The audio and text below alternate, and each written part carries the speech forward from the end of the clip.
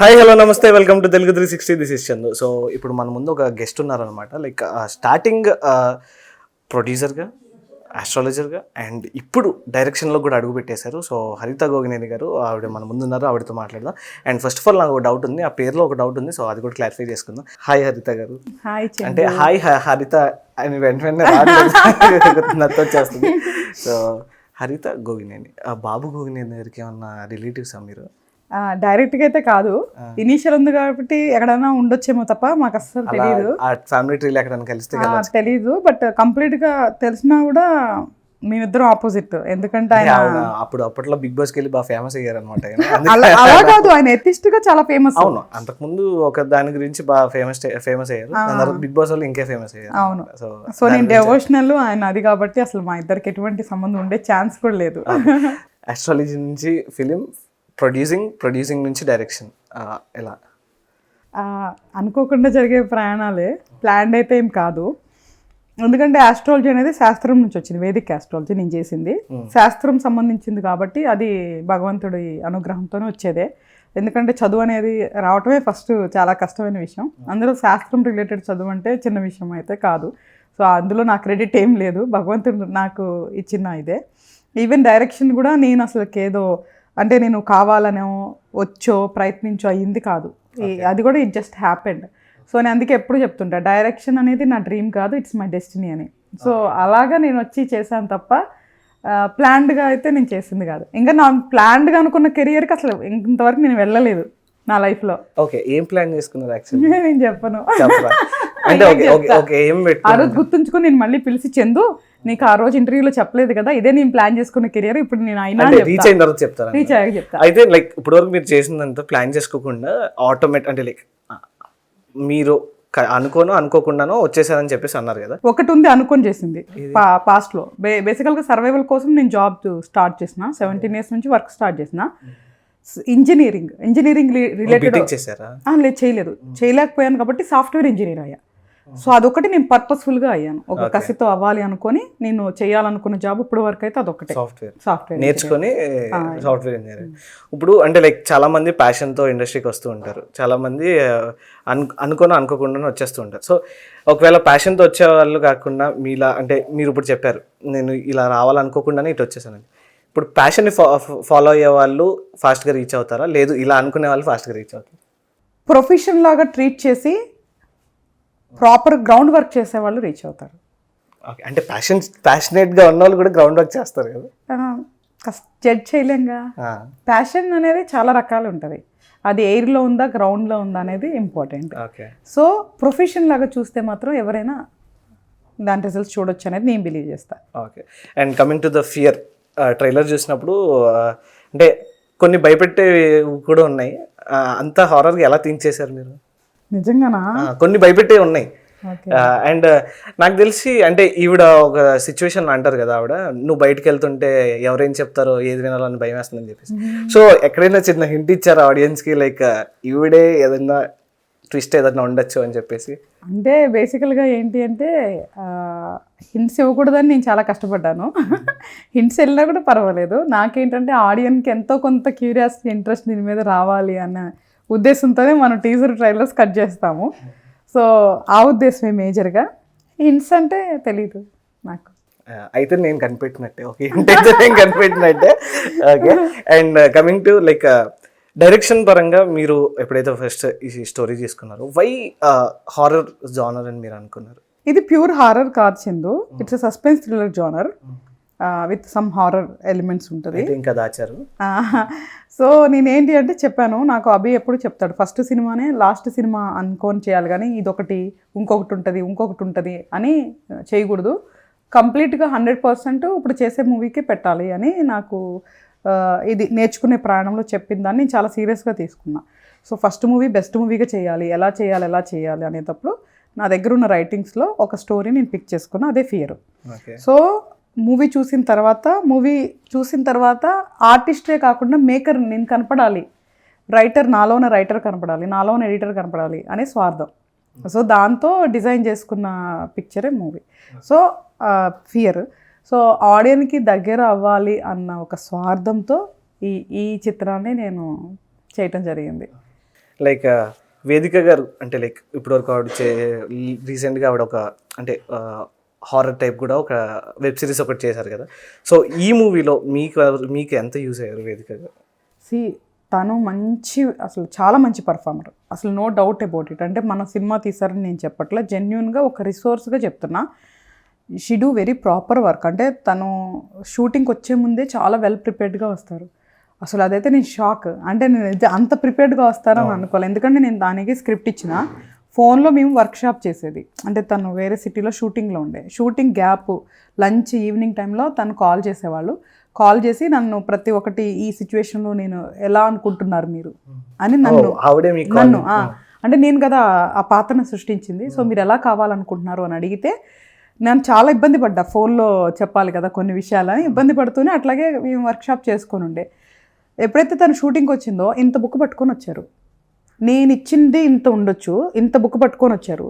ఎందుకంటే ఆవిడ మొత్తం నేను చెప్పిందంతా సీరియస్గా మొత్తం నోట్స్ తీసుకొని ఒక్కొక్క సీన్ పేపర్కి అవన్నీ తను యాడ్ చేసుకుంటూ తను వర్క్ చేసి ఎవ్రీ డైలాగ్ ప్రతిదీ కూడా మొత్తం ప్రిపేర్ అయ్యి షార్ట్ రెడీ అంటే అలా కంఠస్థంగా డైలాగ్ చెప్పేసేవాళ్ళు. Great. So she's very dedicated resource, అంటే బెస్ట్ అనమాట ఆ విషయంలో అసలుకి. ఓకే. ఇంకా like as a debut director మీరు ఒక సినిమాని డైరెక్ట్ చేసేటప్పుడు మీరు ఎలాంటి కేర్ తీసుకున్నారో, హౌ వాజ్ ద ఎక్స్పీరియన్స్? అంటే ఓవరాల్గా మూవీ అయిపోయిన తర్వాత మీ వరకు మీకు ఎలా అనిపించింది? అండ్ స్టార్టింగ్లో ఎలా అనుకొని స్టార్ట్ చేశారు, ఎండింగ్కి వచ్చేసరికి ఎలా అయింది? సో నేను 1 year స్టోరీ మీదే స్పెండ్ చేశాను టైము. ప్రీ ప్రొడక్షన్ 3 months ప్రాపర్గా టైం స్పెండ్ చేసాము. తర్వాత షూట్కి వెళ్ళాము. ప్రీ ప్రొడక్షన్ ఎప్పుడైతే స్ట్రాంగ్ ఉంటుందో షూట్లో తక్కువ ఇబ్బందులు ఉంటాయి, అసలు ఇబ్బందులు లేకుండా ఉండదు. ఎందుకంటే hundreds of people ఒకే ప్లేస్లో పనిచేస్తుంటాం కాబట్టి చిన్న చిన్న ఇబ్బందులు ఉంటాయి. సో మేజర్గా బై గాడ్ గ్రేస్ ఏం అవ్వలేదు. కంప్లీట్ చేసిన తర్వాత ఎడిటింగ్ దగ్గర కొంచెం డిలే అయింది, అది కూడా నేనే చేశాను. తర్వాత కంప్లీట్ చేసిన ఫస్ట్ కాపీ మొత్తం డిఏ కానీ మొత్తం ప్రాపర్గా ఎస్ఎఫ్ఎక్స్ సౌండ్ ఎవ్రీథింగ్ ప్రాపర్గా కంప్లీట్ చేశాం. సో ఈ ప్రాసెస్ మొత్తంలో కూడా ఎక్కడ ఏమి ఇబ్బంది అవ్వలేదు. దీనికి రీజన్ ఏంటంటే ప్రిపేరింగ్ అంట. సో ఫర్ ఎవ్రీథింగ్ మనం చాలా ప్రాపర్గా ప్రిపేర్ అయ్యి మన 100% ఇవ్వాలి.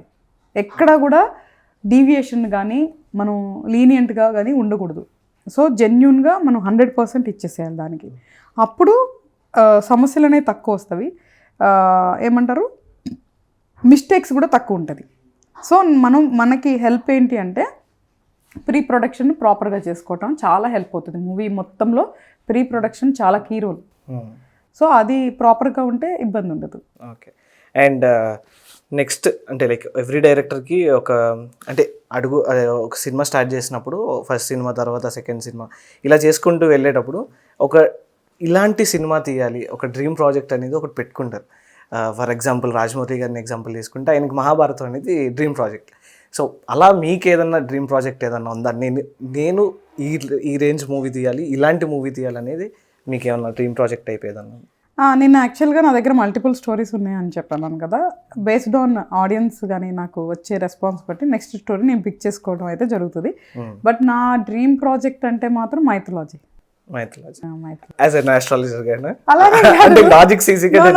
అలా ఏం కాదు, mythology is different, again astrology is different. Okay. Study నుంచి వచ్చిందన్నారు కదా, అంటే లైక్ అంటే లాజిక్స్ అన్ని ఈజీగా మీకు తెలిసిపోతాయి కదా, అందుకని చెప్పేసి చేసుకున్నారు. లేదు, మైథాలజీ ప్యూర్ ప్రాపర్ మైథాలజీ అంటే బాగా రీసెర్చ్ చేసి మైథాలజీలో చేస్తే ఆల్రెడీ మహాభారతం రాజమౌళి గారు చేస్తా అన్నారు. అండ్ అలానే పార్ట్ ఆఫ్ దట్ కల్కిలో కూడా చూసాం మనం. సో మీరు ఏ పార్ట్ ఆఫ్ మైథాలజీ అంటే ఉన్నాయి కదా మనకి చాలా హిస్టరీస్ ఉన్నాయి. సో ఏ పార్ట్ చేయింది చేస్తా, ఎవరు చేయండి ఒక క్లూ ఏదైనా. అప్పుడు ఎవరైనా చేసేస్తే అంటే రామాయణం ఆల్రెడీ ఎవరో చేసేసారు, ఎవరు చేయని చేస్తా. నువ్వే చెప్తున్నావు చాలా సబ్జెక్ట్ ఉంది మన దగ్గర అని. సో ఎవరు చేయని ఇంకా చాలా ఉన్నాయి ఘట్టాలు మన దాంట్లో. సో అందులో ఒకటి నేను చేయాలనుకున్న టయానికి ఎవరు దాన్ని టచ్ అయింది సబ్జెక్ట్ అయితే చేస్తా. గరుడ పురాణం నుంచి చేయండి అక్క. నువ్వు చెప్పినావు ఇప్పుడు ఎవరికోళ్ళు చేస్తారు, ఎవరు చేయరు. అయితే ఎడిటింగ్లో తీసే గరుడ పురాణం యాక్చువల్గా మీరు చదివారా? లైక్ మీరు ఏదైనా బుక్ చదివి అలాంటి గరుడ పురాణం బుక్ ఉండేది నా దగ్గర, వేరే వాళ్ళు తీసుకున్నారు, నేను కొంత చదివా, వాళ్ళు చదివిస్తా అన్నారు, వాళ్ళు ఇవ్వాల. ఓకే. అంటే ఆ బుక్ అంటే మనం అపరిచితుడు సినిమాలో చూసినప్పుడు కొన్ని ఉంటాయి, same as it is proper Garuda Puranam ఆయన బాగా తీసుకొని చేసేది. ఓకే. సో యాజ్ అన్ ఆస్ట్రాలజర్గా అంటే లైక్ మీరు ఏది చూసి చెప్తూ ఉంటారు astrology? Date of birth, time, నాకు చెప్తారా?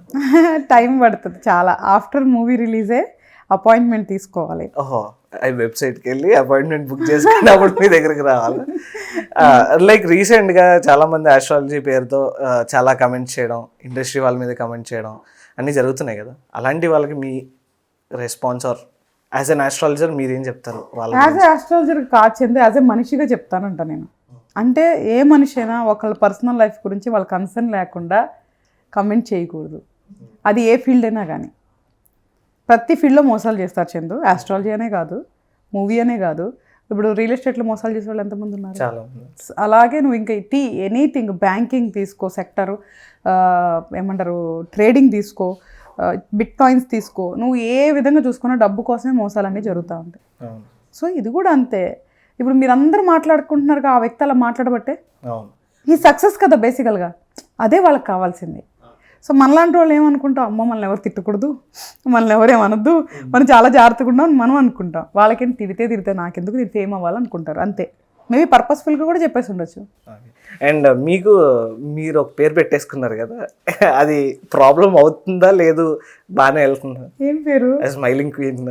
అయ్యో, నేనేం పేరు పెట్టుకోలేదు. అందరు ఎందుకు ఎప్పుడు నవ్వుతూ ఉంటామంటే మీరు ఒక మాటల సందర్భంలో అన్నారు కదా, నాకు నేనే ఎందుకు క్యాజువల్గా చెప్పానంటే, ఆయన అందరు ట్రోల్ చేస్తుంటారు కదా, చనిపోయిన చోట కూడా వెళ్ళి నవ్వుతావేందయ్యా అని కొన్ని ట్రోలింగ్స్ చూసిన. అప్పుడు కొంపతీసి నన్ను కూడా ఇలాగే అనుకుంటారు కదా అని ఒక థాట్. అంటే లైక్ ఆల్వేస్ స్మైల్ చేస్తూనే ఉన్నారు కాబట్టి ఎప్పుడైనా ఏదైనా సందర్భంలో సీరియస్ సిచ్యువేషన్ ఎప్పుడైనా 10th class, around 10th class అప్పుడు నాకు జరిగింది అట్లాగా. చాలా ఇబ్బంది పడ్డా. ఆ రోజు తర్వాత నుంచి ఈ రోజు వరకు చనిపోయిన ప్లేస్కి నేను వెళ్ళను. వస్తుంది అంటే నాకు స్మైల్ వస్తుంది. ఇంకా నా అలవాటు అది. బయట ఎవరిని చూసినా నేను స్మైల్ ఇస్తా. అసలు నాకు తెలియాల్సిన అవసరం లేదు. ఆఫ్టర్ రియాక్షన్స్ ఎలా ఉన్నాయి అంటే చాలా కంట్రోల్ చేసుకున్నాం. మా వాళ్ళకి తెలుసు కాబట్టి పక్కకు తీసుకెళ్ళిపోయారు. సో అది నాకు చాలా పెద్ద ప్రాబ్లము. అందుకోసమే నేను ఏ ఇయర్ లక్ అది I don't remember the year, 2000 around అట్లా. సీన్ ఏమన్నా వాళ్ళు చెప్పారా? సమంత గారు నవ్వుతారు అలాగే? తెలీదు. ఆ సినిమాలో సమంత గారు కూడా అలానే చందు చాలా మందికి ఆ ప్రాబ్లం ఉంటుంది. అయ్యో. బట్ నేనేంటంటే నేను ఐ స్మైల్ అంటే పీపుల్ని ఎవరిని చూసినా నేను ఒక మంచిగా అలా ప్లెజెంట్గా స్మైల్ ఇస్తా, వాళ్ళు ఇస్తారు నాకు. నేను ఒకసారి గౌరీ నా ఫ్రెండ్ ఉంది, మేము ఒకరోజు భోజనానికి వెళ్ళాం అనమాట. వెళ్తున్నాం, దారిలో అట్లా వెళ్తున్నాం కదా, నన్ను విచిత్రంగా నన్ను చూసి కూడా వాళ్ళు అవతల స్మైల్ ఇస్తారు. ఎందుకు ఇస్తారు నాకు తెలియదు, నేను స్మైల్ ఇస్తా. అది నా రొటీన్ లైఫ్. చూసి ఏంటి నీకు ఇంతమంది తెలుసా అని అడిగింది నన్ను. ఎవరు అన్న. అదే ఇప్పుడు అంతా స్మైల్ ఇస్తున్నారు కదా అంటే, వాళ్ళు నాకు తెలిసి స్మైల్ ఇవ్వట్లేదు అంటే, మరి ఎట్లా స్మైల్ ఇస్తున్నారు నేను చూసంటే అంతే అన్నాను అనమాట. సో నేను బయటికి వెళ్తే నేను ఎవరు మామూలుగా చూస్తాం కదా ఫేసెస్, 100% నాకు స్మైల్ వస్తుంది రిటర్న్. సో నేను స్మైల్ ఇస్తా. లేడీ రేలంగ్ మావయ్య, ఐ డోంట్ నో, ఈ పేరు పెట్టుకోండి కొంచెం బాగుందిగా. అవును, అందరిని చూసి ఒక స్మైల్. యా, ఆడియన్స్ ప్లీజ్ థంబ్నెయిల్స్ని నమ్మకండి, లోపలికి వెళ్ళి కంటెంట్ని కూడా చూసి నమ్మండి, నన్ను అయితే తిట్టుకోవద్దు. అది ఇందాక ఏదైతే లేడీ జగన్ అంటున్నారో అది కాకుండా లేడీ ఇండస్ట్రీ పర్సన్ కాబట్టి లేడీ రేలంగ్ మావయ్య బాగుంది. అందరిని చూసి నవ్వుతూ ఉంటారు. సో అది ఆవిడ హ్యాబిట్ అన్నమాట, దాన్ని తప్పుగా అర్థం చేసుకోకండి. అండ్ అబౌట్ ఫియర్, ఎలాంటి డిఫికల్టీస్ ఫేస్ చేశారు? ఫియర్ ఏమైనా డిఫికల్టీస్ ఏమైనా ఫేస్ చేశారా? లేదు, అంటే అందరూ ఇట్స్ లైక్ ఫ్యామిలీ టీమ్. అందరూ మనకి లక్కీ లక్ష్మణ్కి ఎవరైతే ఉన్నారో సేమ్ టీమే. ఉన్నాయి చిన్న చిన్న డిఫికల్టీస్ ఉన్నాయి, బట్ అంటే మనం ఓవర్కమ్ అవ్వలేనివి, చేయలేని అంత డిఫికల్ట్స్ అయితే లేదు. ఇప్పుడు డిఫికల్టీ అని చెప్పాలి. ఆడియన్ థియేటర్కి ఎట్లా వస్తారబ్బా అనే దాన్ని ఒకటే నాకు బాదరింగ్ తప్ప వేరే భగవంతుడి దయ వల్ల అయితే ఏం లేదు. ఓకే. అండ్ నార్మల్గా మీరు సినిమా నెక్స్ట్ మూవీ కానీ మీ ఫ్యూచర్ మూవీస్ కానీ ఒక ఇద్దరు హీరోలతో తీయాలనుకుంటే, మల్టీ స్టార్తో తీయాలనుకుంటే ఏ ఇద్దరిని పిక్ చేసుకుంటారు? సిన్సియర్గా నేను ఎప్పుడు అట్లా అనుకోలేదు చందు. ఎందుకంటే నేను కంటెంట్ ఇప్పుడు ఎలా అనుకున్నా, కంటెంట్ ఉంటుంది కదా. ఇప్పుడు ఎలాగ మనం ఈ మూవీకి చెక్ లిస్ట్ పెట్టుకుంటే అందులో తను మ్యాచ్ అయితే మనం తనతో వెళ్ళిపోయినాం కదా, అట్లాగే ఒక మూవీ మనం ఇది అనుకున్నాక ఆ క్యారెక్టరిస్టిక్స్కి ఎవరు మ్యాచ్ అవుతారు అని మనం చెక్ లిస్ట్ పెట్టుకోవాలి. లైక్ కామెడీ చేయగలగాలి, ఎమోషన్ ఉండాలి, లేదా ఫైటింగ్ ఉండాలి, లేదా ఒకవేళ చొక్కా చింపుకుంటే 6 ప్యాక్ ఉండాలి. సో ఇట్లాగా మనం ఒక చెక్ లిస్ట్ పెట్టుకుంటాం. అప్పుడు దానికి ఎవరు మ్యాచింగ్ అనేది మనం తీసుకుంటాం తప్ప. ఎందుకంటే నేను చెప్తున్నాను కదా, నేను ఆ ప్రాపర్ సబ్జెక్ట్ ఎంచుకొని దానికి మ్యాచింగ్ చేసుకొని వెళ్తాను తప్ప వీళ్ళతో తీయాలని అసలు, అంటే నాకు అలాంటి లాగా నేను ఇండస్ట్రీకి రాలేదు కదా. సో కొంచెం ఆ మైండ్ సెట్ లేదు నాకు. ఓకే. చాలా బాగా చెప్పారు అక్క, నిజంగా చెప్తున్నా కదా, ఎక్కడ దొరకకుండా అంటే ఎక్కడైనా వేరే ఆన్సర్ చెప్తే మళ్ళీ దాన్ని క్వశ్చన్ ఎక్స్టెండ్ చేసి అదే క్వశ్చన్ మళ్ళీ తిప్పి అడుగుతాడేమో అని చెప్పేసి నేను అక్కడి నుంచి రాలేదు, నీట్గా చాలా బాగా చెప్పారు, నిజంగా చాలా బాగా చెప్పారు. నవ్వుతారు నిజంగా అనుకుంటున్నా. ఓకే ఓకే, ఫర్ ఎగ్జాంపుల్ మీకు ఏదైనా డైరెక్షన్లో ఒక మంచి గైడెన్స్ తీసుకోవాలి, ఎవరి దగ్గర నుంచి అయినా గైడెన్స్ తీసుకోవాలి అంటే ఏ డైరెక్టర్ దగ్గర నుంచి తీసుకుంటారు? రాజమౌళి గారు. ఇప్పుడు కరెక్ట్ చెప్పు, ఇప్పుడు నాకు ఆన్సర్ చెప్పారు. నేను ఎప్పుడు నిజమే చెప్తా చందు, అదే ప్రాబ్లం. నిజం చెప్పడం ఈజ్ ప్రాబ్లం. చాలా నా లైఫ్లో నేను ఏదైనా సమస్యలు ఫేస్ చేశాను అంటే నిజం చెప్పడం. అందుకే చాలా యుద్ధాలే నేను నిజాలు చెప్పడం వల్ల. నా వల్ల అసలు యుద్ధాలే జరగవు, నేను ఒక్క నిజం కూడా చెప్పను. అదే నా స్ట్రెంగ్త్. సో ఓవరాల్గా మన ఫియర్ మూవీ గురించి ఏం చెప్తారు, అండ్ ఆడియన్స్కి ఏ పాయింట్ అనేది బాగా అట్రాక్ట్ అవుతుంది, థియేటర్స్కి వాళ్ళు ఎందుకు రావాలి? ఇంతకుముందు ఇప్పుడే నేను ఆడియన్స్తో అడుగుతున్నాను, ఇంతకుముందు ఎప్పుడు అడగల, ఇంటర్వ్యూస్ చేయటం వదిలేయటం తప్ప.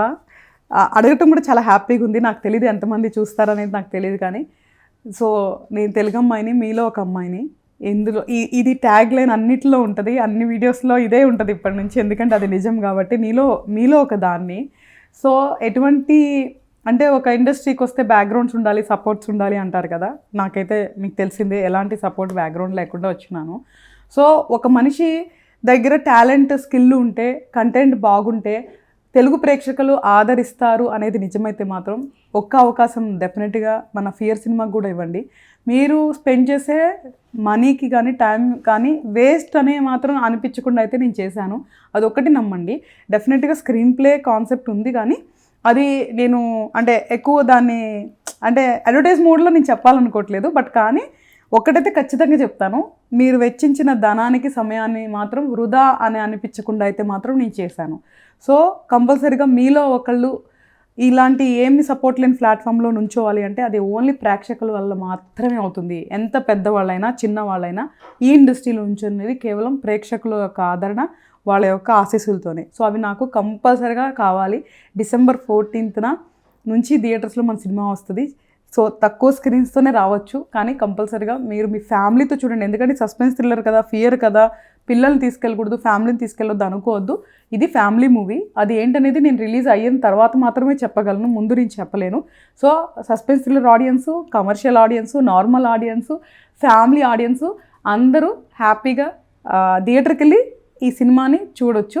సో మీరందరూ చూసి నన్ను ఆదరించాలని మనస్ఫూర్తిగా కోరుకుంటున్నాను. అంటే December 5th పుష్ప వస్తుంది కదా, దాని తర్వాత నెక్స్ట్ 2 weeksకి అంటే ఒక పెద్ద సినిమా వచ్చినప్పుడు దాని వైబ్స్ అనేవి అది క్యారీ ఆన్ అవుతూ ఉంటుంది. ఒక 1.5 week, 2 weeks, 3 weeks వరకు క్యారీ ఆన్ అవుతూ ఉంటుంది. సో ఆ టైంలో మీ మూవీ పుల్అవుట్ చేస్తుందా అని మీరు కాన్ఫిడెంట్గా ఉన్నారు? అంటే లైక్ బికాస్ పెద్ద మూవీ కదా, చాలామంది ఆ క్రేజ్లోనే ఉంటారు. సో ఆ మూవీ నుంచి ఈ మూవీకి డైవర్ట్ అవ్వడానికి ఈ మూవీలో అన్ని పుల్అవుట్ చేసే పాయింట్స్ ఉన్నాయని మీరు పక్కా చెప్తారా? అంటే నేను ఆ మూవీకి రమ్మని అయితే కంపల్సరీ చెప్తాను. First of all ground rule. కాకపోతే నా భయం ఏంటంటే చందు, పుష్ప టికెట్ రేట్లు ఎక్కువ పెట్టారు కదా, మన ఆడియన్స్ అన్ని డబ్బులు అవ చేసుకొని నెక్స్ట్ వీక్ వస్తారా లేదా అనే టెన్షన్ ఒకటే ఉంది నాకు. సో ప్లీజ్, నాది చాలా చిన్న సినిమా, టికెట్ రేట్స్ కూడా వెరీ నార్మల్గా మినిమల్గా ఉంటాయి. సో పుష్ప తర్వాత ఇది జోనర్ వేరు కాబట్టి, ఆ నెక్స్ట్ వీక్ వేరే సినిమా లేదు కాబట్టి పుష్ప చూసేసి ఎవ్రీ వీక్ సినిమా చూసే వాళ్ళు ఉంటారు మన దగ్గర. సో పుష్ప ఆ వీక్ చూసేస్తారు కాబట్టి నెక్స్ట్ వీక్ చూడాలనుకున్నప్పుడు మన సినిమా ఉంటుంది కాబట్టి అలాగా మనకి ప్లస్ అవుతుందని. రెండోది పుష్ప టైంలో వస్తున్నప్పుడు మనం గుర్తుంటాము అని మనం రిస్క్గానే వెళ్తున్నాము. బట్ ఆడియన్స్ తలుచుకుంటే అది వరంగా మారచ్చు. Okay, thank you so much అక్క, and very good luck to your fear movie. So మేము కూడా మంచి సక్సెస్ రావాలని కోరుకుంటున్నాం. ఇంకా మీ మైథాలజీ మూవీ కూడా త్వరగా అంటే ఆ డ్రీమ్ ప్రాజెక్ట్కి త్వరగా రీచ్ అవ్వాలని కోరుకుంటున్నాము. సో ఇదన్నమాట హరితతో ఒక మంచి chit chat. Keep watching Telugu 360. Signing off. Thank you.